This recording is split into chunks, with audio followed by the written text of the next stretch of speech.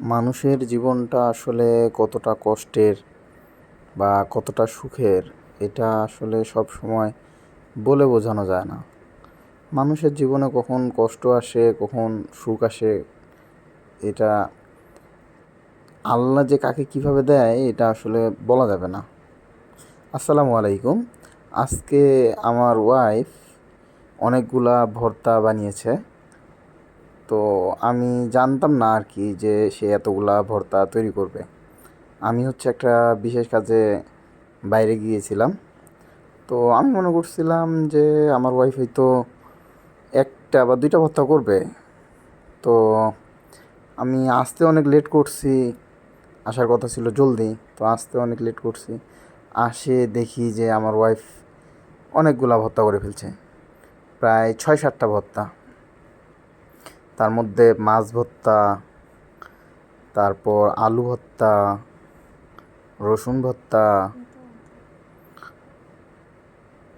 বে পটল ভর্তা আছে।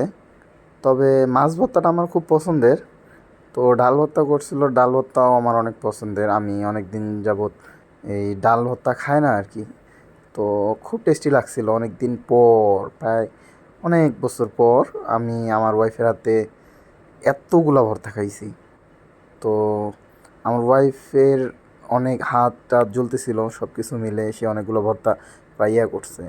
তো আসে আমি দেখি যে ভর্তা মোটামুটি করা শেষ, জাস্ট পেঁয়াজ মরিচ মিক্সড করা বাকি ছিল আর কি। তো আমি তাকে একটু বললাম যে তুমি তো ক্লান্ত হয়ে গেছো, তো আমি একটু তোমাকে হেল্প করি। সে কোনোভাবে আমাকে হেল্প চাচ্ছিল না, সে চাচ্ছিল যে নিজেই করতে।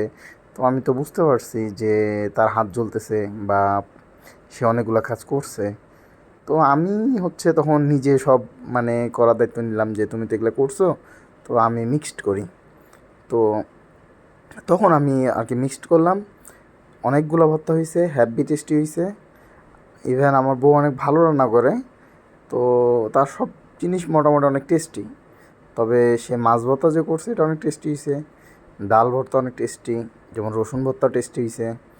ইভেন বলতে গেলে প্রত্যেকটা ভর্তাই এত টেস্টি যে কোনটা ছেড়ে কোনটা খাবো এটা বুঝতেছিলাম না আসলে। তো যেটাই খাই সেটাই মনে হয় হ্যাপি টেস্টি হয়েছে। Thank you so much.